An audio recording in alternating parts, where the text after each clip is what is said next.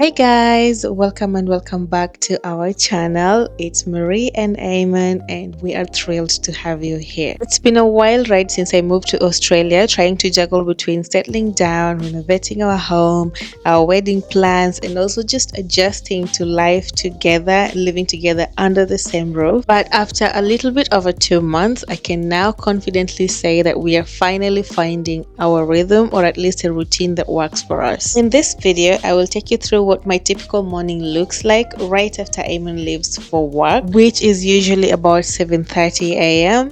And I will also talk about the reality checks that I have encountered in the process of settling down in Australia. I hope you enjoy the vlog, and if you do, please don't forget to hit the subscribe button, like, comment, and share this video. And I will see you in the course of the vlog.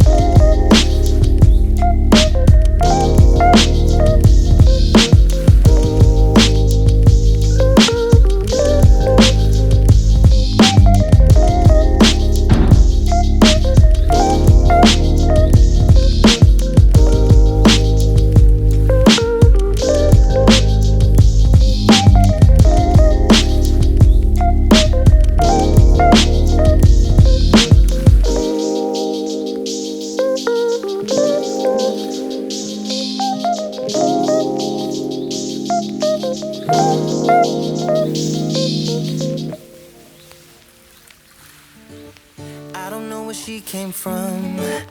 Kinda turned me upside down. I just don't know what to do. I wanna spend the night at hers and bring her one of my t-shirts so it smells like her perfume. Now I really get what the love songs are talking about, and I wanna tell her how I feel, scream it out loud. Have you ever been in love? Have you ever lost your head? Have you felt like you were out of breath when you saw her in that dress? When your heart is beating fast and you're sweating, you can't stop looking at her smile, then you've been in love. That's how you know you've been in love. Something and the way she always dances when she thinks nobody sees. And when she's gone, I miss her so. I tell her, baby, please don't go. I think you should stay with me. And I really get what the love songs are talking about. Oh, and I just wanna tell her how I feel, scream it out loud. Have you ever been in love? Have you ever lost your head? Have you felt like you were out of breath when you saw her in that dress?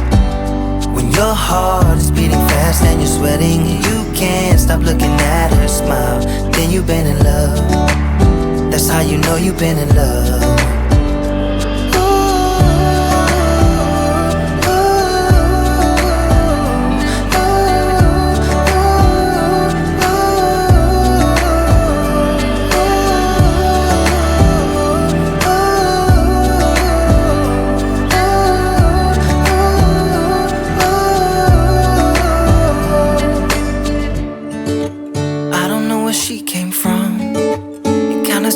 Upside down, I just don't know what to do. I'm about to make breakfast. I'm just gonna have like a simple ham and cheese and avocado breakfast. Do I have avocado? I think so. Yeah, ham and cheese avocado breakfast and my version of Kenyan tea. Now, I didn't bring any Kenyan tea, you guys. It was my first time traveling to Australia. I didn't want to get in trouble with customs and all that, so I didn't bring any food items as instructed when we left Bali. So, sorry, no, when we left Dubai. So I got rid of everything I had that could compromise me and just get me in trouble at the customs, and that means I didn't bring any Kenyan tea, unfortunately. But Eamonn got me this tea. It's called Tetley's All Rounder Tea. It's been working just fine, but I really honestly miss Kenyan tea so much. Yeah, so any Kenyans in Australia, could you give me links? Someone told me on Instagram to order on Amazon. I haven't gotten around to doing that yet.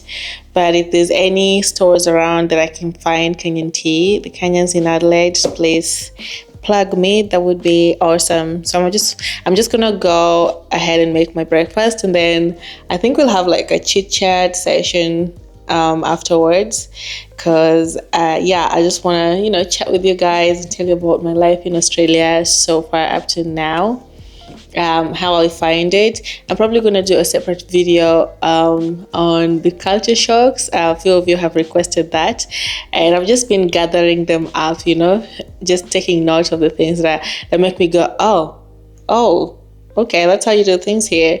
Yes, I've been taking note of those things, and I'm going to compile that and just give you like a full video. But for today, I think I'm just going to go do a chit chat and tell you about my life up to now. A few questions that have been raised. In the comment section, like, what do I go to school for? Am I going to follow my career? And a few of you have been pretty much concerned as to what I'm going to do with my life and if I'm doing anything. And I've been getting advice that I should not give up on my dreams, which is really, thanks guys for being concerned for me, but I think I got it. So thank you though.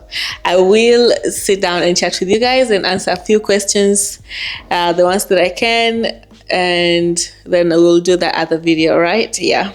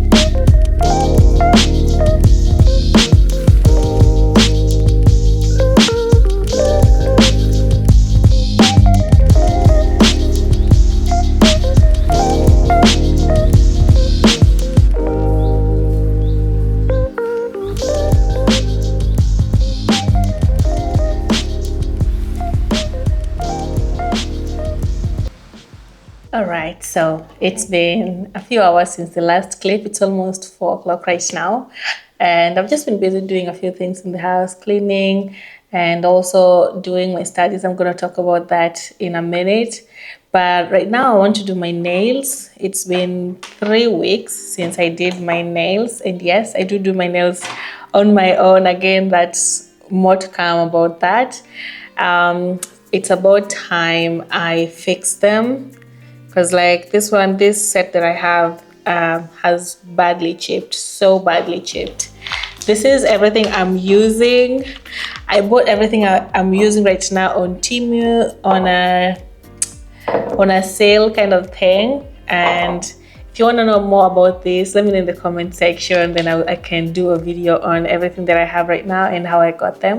But I really love these things that I have right now, especially this Magic Unloading Professional Sock Off. This thing is the real deal, I went to Bali. We went to Bali with Eamonn, and then as I was getting my nails done. As I was getting my nails done, I realized they were not using the traditional soaking what do you call it, foil, yeah, kitchen foil soak off that they always do with acetone. They used this product, and then I thought it was really convenient and easy, and basically just really good for the health of your nails. So when I saw it on Temu, I was like, I gotta get me one of those, and it wasn't even that expensive. I think it was $4 or $5 or something. So it has been a time saver for me, especially because I'm doing my nails on my own. So yeah, I love it. If you want to know more about it, again, let me know in the comment section, then I can tell you, do a haul for you guys. I have a lot of nail stuff that I got from that one purchase during the sale, and I'd love to share more of that with you guys. But that's not what we're talking about today. I'm gonna try chat with you guys as I do my nails. Hopefully I can multitask like that. So if you see me not focusing on the camera, that's the reason why. Also, I don't use cotton wool when I'm doing my nails because, again, I'm an amateur. Prior to this, I've never done my nails before. Prior to coming to Australia, I had never done my nails before, but right now I've done my nails 3 times, and I'm getting better with every try. So, you know, if it's not perfect nail salon grade, don't come at me, all right? It's just my 3rd time doing my own nails.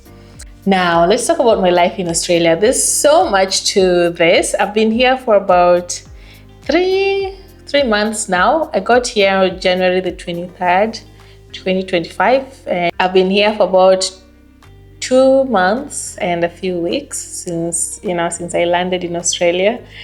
And I'm just going to talk about a few things, but also if you want me to go into details what my 2 months have been like, also let me know in the comment section, then I can do a separate video for that. But for today, I'm just going to talk about career-wise and my first week when I landed, my first 2 weeks or so when I landed here, and what was required of me to settle down and how I took all of it. Now, when I landed, the first few days were kind of like blissful. You know, I had just landed, we had closed the distance finally. I was still getting used to waking up and seeing my partner right beside me.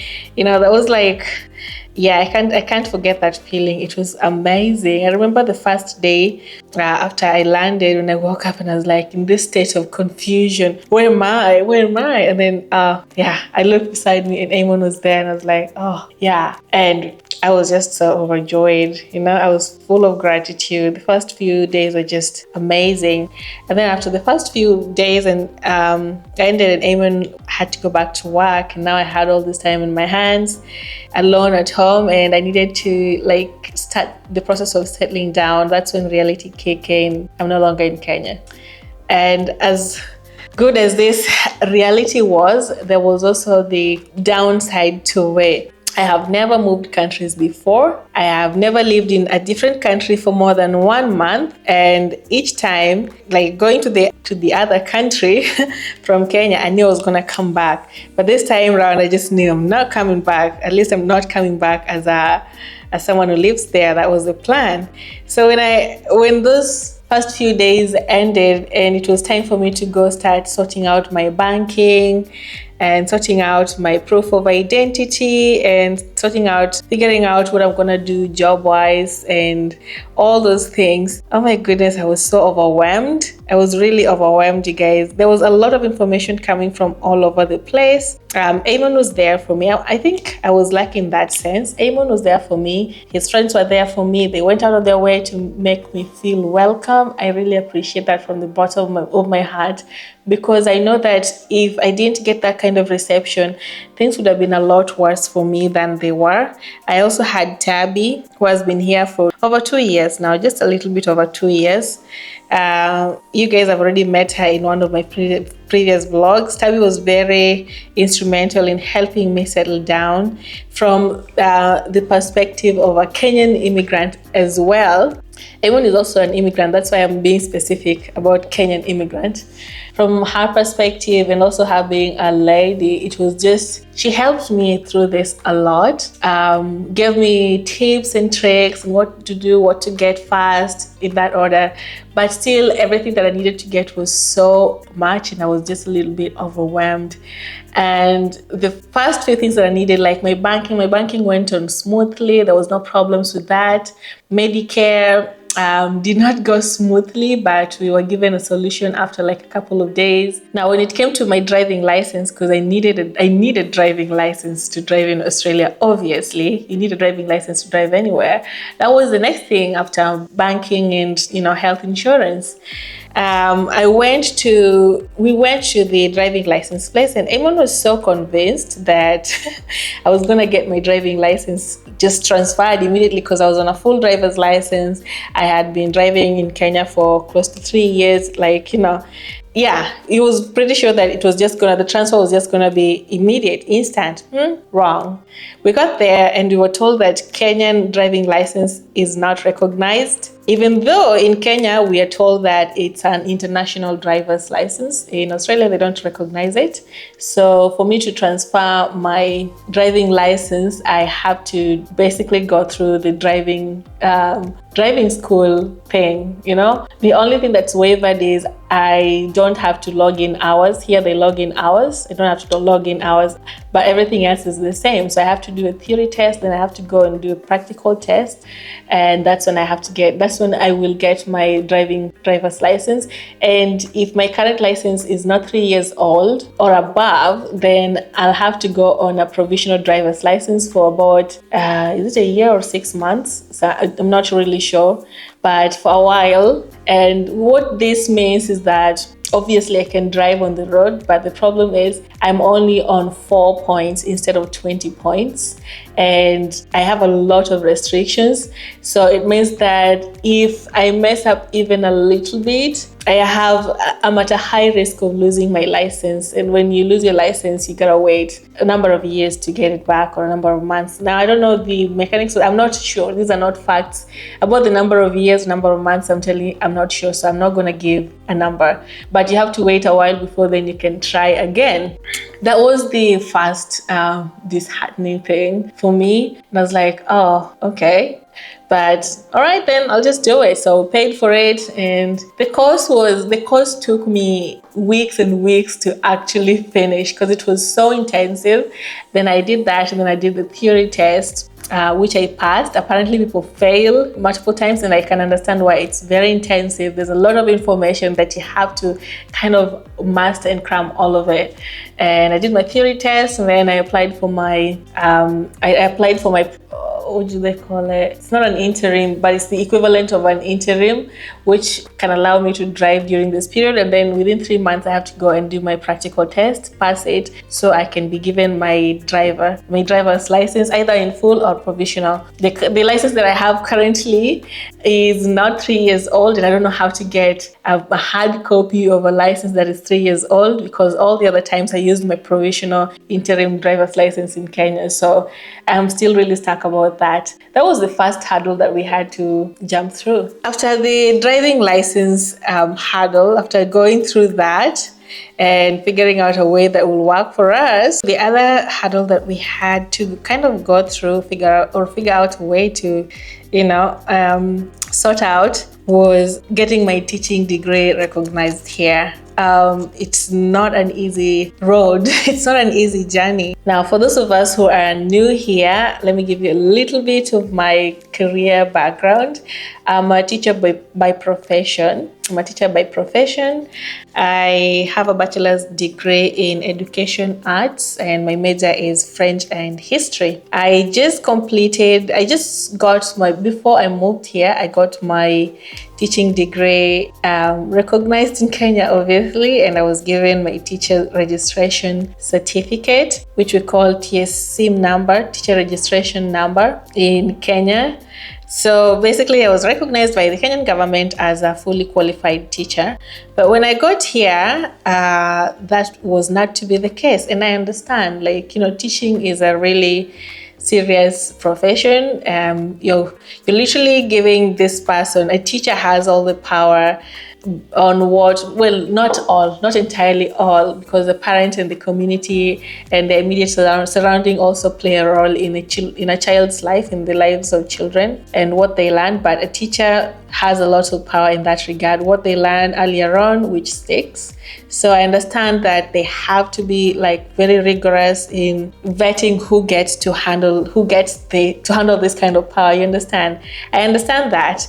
But the process of just getting that recognized, getting my teaching degree recognized here, is a lot. And I'm not even like a quarter way through. So I got here and I was like, oh, how do I get that recognized? And I thought it would be a bit easier because I already had my TSC number. Wrong. It was just as hard as if I didn't have the TSC number here.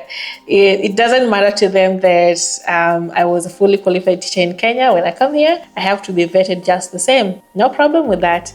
The problem was there was no information online. Like there was no readily available information on what to do and the process to follow to get your teaching registration recognized. Fortunately for me, one of Eamonn's friends is a teacher, and she's also an immigrant here. She's French and she's a teacher in Australia. She had to go this process, so she kind of gave me tips on what to do and what to follow. But otherwise, without her, I was a little bit lost because I was like, where do you start from? The information is not very clear. So she gave me this information and I went about doing it. And basically what I had to do is gather all the documents needed. She sent me the site and I gathered all the documents that I thought were needed. There was something missing, but then I was like, see, I have my teaching registration. I have my TSC number, at least that will supplement. No, it didn't. They needed a certificate that shows that I went for my teaching practice in Kenya, and we are not really given that certificate. I believe that with the teaching practice department office back in my school in Kenya. I went to Kenyatta University. So it took me a while to actually get someone to go to the office in school and talk to them to produce this letter for me, because it was very crucial. Apparently, I needed to show that I have had 45 days of teaching practice. Teaching practice is exactly what it sounds like. It's basically when a student teacher goes to class to teach and get the classroom experience for the first time. I did get someone to go do this for me. My friend Lizzie went to do this for me with my brother, but unfortunately they wouldn't let them have that certificate without me actually reaching out to them and confirming that it's me. And it was a whole process because they were like, well, the information they wanted was just a lot, and I couldn't get that in line because I did my teaching practice like 2 years ago, so it was a long time. Anyway, long story short, it took a while to actually get these people to send me that certificate, and it took about 3 weeks, but they finally sent it, and I'm grateful for that, because if I'm being honest, my agency is not theirs, and the fact that I needed this, I just had to humble myself and, give them their time for them to actually generate this certificate and send it to me. And I got it, and I'm thankful for that. So then I called the office of the Teacher Registration Board in Australia, and I told them, I have these certificates. Okay, what's the next process? And they were like, okay, you gotta get someone, you gotta go to the Justice of Peace and get them certified. And I had my certificate certified, and then I was like, okay, what's the next step? Then you have to bring them yourself or mail them physically with your payment details, because these things cost money. And I was like, why can't I just email them? And they're like, we don't accept emailed copies. And I was like, okay. So I decided to do as I was told. And then I asked, how long is this gonna take before I can get a response from you? And then they were like, well, they did say a few things there, but basically what they meant to say is it's going to take as long as it takes, So that was kind of disheartening. I wasn't given a timeline, but from the information I gathered online, it can take anywhere between 4 to 6 weeks. I'm at the back end of 6 weeks and I haven't received a response from yet, so probably it's gonna take longer. I don't know. So I was just like a bit frustrated during this process, waiting, and nothing. So I reached out to our friend, the one that I already told you about, who is a teacher. She's now my friend too. And I asked her, how long did yours take? And was it guaranteed that if you give them all this information, you're going to get accepted? And she was like, oh, first off, hers took a while longer than 6 weeks. And then she was not accepted the first time. She had to reapply and still got denied. And then she appealed the decision and basically created a scene because she was really frustrated given that she had been a teacher before, prior to her applying to be a registered teacher in South Australia. She was teaching, you know. She had been teaching for a few years, actually, not just like a few months, a few years before she actually applied to become a teacher, a registered teacher here.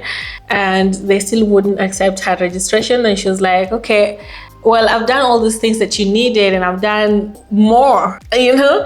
My record is clean. I've been in this profession long enough in this place for me to not be denied, for me to be denied. So what's going on? So she was really pissed off. She was like, well, if you want to accept me as a teacher, then there's no point of me trying. Just send back my documents and all that. And that's when the person she was dealing with was like, okay, I'll give you another chance.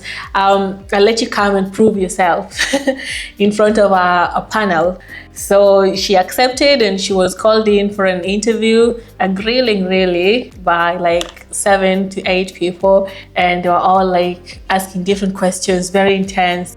And then at the end of it all, she was like, okay, they were like, okay, you're accepted. And this is somebody who had been teaching for years. So you can imagine when she told me this, how discouraged I was. Because like, first off, my teaching degree is Kenyan, which I'm Kenyan, my teaching degree is Kenyan. I haven't had that much experience. I just graduated like 2 years ago. So I haven't had that much experience even in Kenya. So you can imagine how much I was discouraged by that. But then, you know, I remembered something my mother told me. Don't disqualify yourself, let them disqualify you. Even in rooms where you feel like you don't fit in, do not disqualify yourself. You don't know what might just move somebody enough for them to let you in, even without the qualifications that you need. So I was like, first of all, in this situation, I fully qualify. As a teacher, you're a teacher anywhere, really, you know. So all I need to do, as long as you know the code of conduct and you know the curriculum and you know the work, you have the work ethic needed to be a teacher, then you can be a teacher anywhere. Anyway, teachers in the comment section, let me know what you think. But I feel like once a teacher, always a teacher. It just matters in what way and in which environment you're going to teach in. That's what you need to study. So I was just like, I'm still gonna have my hopes high, you know. My case might be different, and I might just be one of the lucky ones. So I got discouraged for like a few minutes, and I was like, you know what, I'm still gonna go ahead and see what happens. But now I'm still waiting. That's where I am with my official teaching career process. So during this period when I was stressing about this thing, my neighbor came over to chat. As a side note, you guys, I feel like I've had one of the easiest and smoothest transition anyone could possibly ask for, any immigrant could possibly ask for. I was accepted really by all of the people who knew about me prior to me coming and all the people who knew about me after I arrived. Everyone has just accepted me and everyone is willing to help, and I really am grateful for that. Eamonn's friends went above and beyond to make me feel comfortable here, and so did my neighbors actually. They came over and they had a chat and they were like, welcome to the neighborhood. I felt so good. That's a treatment I'd never gotten even back home. In all the places I lived in, if I didn't make the effort to know my neighbors, I never knew them. You know, I only chatted to my neighbor at the last place that I lived in only because she has a dog and I had a dog, and our dogs would have like play dates. Kind of. Luna is very was very antisocial at the time, but that's the only reason we had a chat. I never really talked to any of my other neighbors, which was not great. So when I came over here, you can imagine the culture shock in a positive way when my neighbor just came over to have a chat and that's it. And she was like, welcome to the neighborhood. If you have any questions, you can ask. If you need to know your way around, if you want to join any community, I'm very open to introduce you to people. I was very happy for that. I felt good. So my neighbor, Stella, she's an SSO. I'm going to explain to you what an SSO means in a minute. But she works in a school within our neighborhood that's like a few minutes from our house. And I asked her how she got that position, and she was like, okay, these are the certificates that you need, and this is the course that you need to do. And then when you're done with that and you have your certificates, then I can help you, I can help you get a job. That's what she said. And I thought that was really helpful because that helped me feel a little bit less stressed out. So what an SSO is a school service officer, and their job is basically assistant teacher. So like I told you guys, or I don't know if I've said that before, but they take education very seriously here, which is a good thing because it should be taken seriously everywhere. Our Kenyan government doesn't really take education as serious as this, because here if the maximum number of students that a teacher can have is 20, the teacher will not have 20.5 or 21 or 22. It's exactly 20 or less, so that every student is catered for. And to add to this, they provide the teachers with an assistant teacher in the classroom. So whenever the teacher is in class, there's an assistant teacher there to help them. And what the assistant teacher does is they sit at the back and they make sure that every student is paying attention. And if there's any other things that the students are doing and they need things like, pencils or pens and books, and or there's a special needs kid that needs extra attention to make sure that they are writing or they are at par with their peers, that's the duty of the assistant teacher. They basically help the teacher to effectively manage their classroom. And I thought that was that's a really good thing. It's a good thing that every classroom is provided with at least 2 adults, especially for the younger age kids, the younger age groups whose attention span is very limited. Having an extra person in the classroom to actually help you manage the class is really brilliant, I think our CBC system in Kenya is currently providing that, but I don't know. I really don't know. But I thought that's a really good thing here. So that's the duty of an SSO. And I thought that's a good deal for me because I don't know the curriculum here, and even if I get accepted and they recognize my teaching degree, I would still need to do a 3-month course to familiarize with the curriculum, familiarize with the code of conduct here as a teacher, and all that. I need to familiarize myself with how things run here. Being an SSO will basically equip me with the classroom experience without actually being the teacher, so I can know how things are run here, like how kids behave and how you can manage them and all that. And so that when I'm a teacher, then it's just a lot easier for me. I'm not just starting this from zero, from down there. I actually have had the classroom experience without the pressure of being a teacher and delivering the curriculum, you understand? So I felt that's a really good thing. That would be a good start for me to get into the system and get comfortable before I am able to have the responsibility of handling 20 students all at once. So I went online. She gave me all this, the map work, the road work to being an SSO. Then I went online and did my own research and called a few schools, and I was told what I needed to do and how to enroll. And I did that. So one of you asked in the comment section what I am studying for. That's exactly what I'm studying for, and a few other things that I'm going to tell you in a minute. This is supposed to take about 18 months, unfortunately, and it's a blended mode kind of learning, which means that I learn online as well as on campus. And as you can imagine, I've only been here about 2 months, and I started that about a month ago. So I have a really long way to go, unfortunately. So because it's going to take me that long, and I don't know I don't know how long it's going to take to get a response from them. I'm hoping that if they accept my teaching degree, they'll be able to waiver the period I have left for the SSO training, so I can just like start the 3-month course to familiarize with the curriculum, because I need that regardless of like whatever happens. I need that. I personally need that. Not just that I need that qualification because of the system. No, I need that for myself so I can be a good teacher. So hopefully I can be able to just waiver that and go straight to the 3-month training. But if that doesn't work out as I hope it will, then I can just like start from the SSO. That's my plan B anyway. So because all this is going to take time, I decided to just get a regular job, doing something part-time plus YouTube, because I quickly realized that the best way to actually make friends and get comfortable, settle down in a new country is to be a part of something. And I have tried that. I've joined the library, I have a gym membership, I've done all these things, but I feel like the best way, the really best way, is to get a job, like a job that requires me to get up every day and go out of the house to go and do that job and interact with people. So as much as YouTube is working well as a supplementary source of income to my partner's income, who is the breadwinner at the moment, I feel like I feel like I need and I want to be a part of something. So I decided to apply for part-time jobs that would allow me to do YouTube for you guys, do my studies, as well as, you know, do the job and earn an extra income.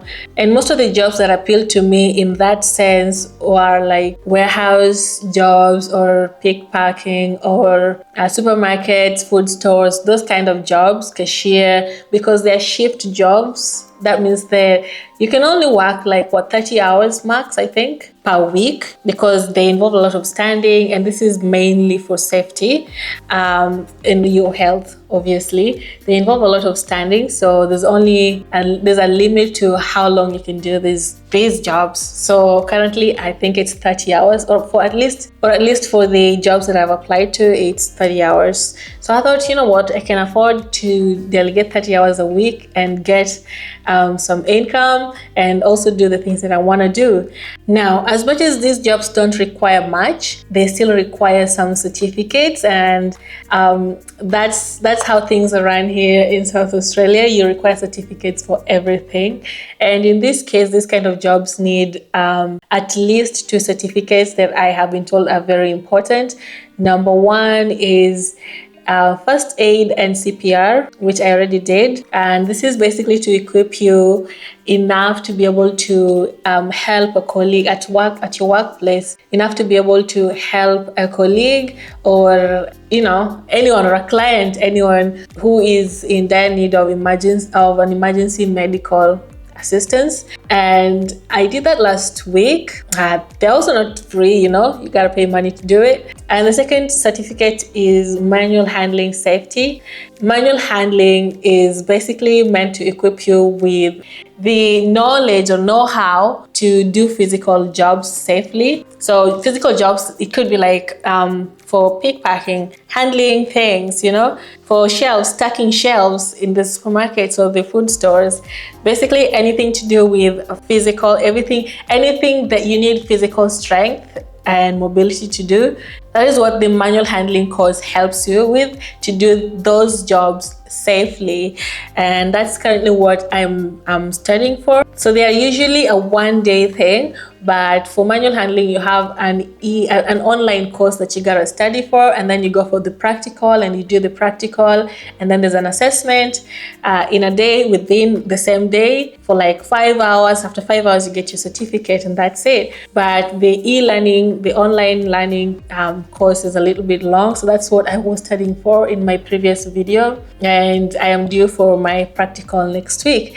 That's all the certificates I think I need right now. Well, every employer is different, so I might get a job and then they ask for the certificate, then I gotta get it. But At the moment, I think I have everything I need, and I've been applying for a few jobs. I'm still waiting for a response. Fingers crossed I get a response soon. So that's everything as far as my career path is concerned. I am hoping for the best, and I'm also keeping an open mind. Anyway, you guys, it is pretty dark right now. I'm gonna finish my nails, and maybe I'll show you before we close this vlog. But that is as far as I'm gonna talk about my life for this vlog. I will continue sharing over the course of the next vlogs what my life has been like, other aspects of my life. So I just talked about career, and in the next vlog I may talk about mental well-being and the process of adjusting, what marriage has been like for us since we reunited and closed the distance. And yeah, just stay tuned. I'm going to be giving you a lot of tea, the ups and downs in the next coming vlogs. And also let me know in the comment section what you would like to hear from me in terms of my settling in journey, and I will definitely respond to those in the coming vlogs.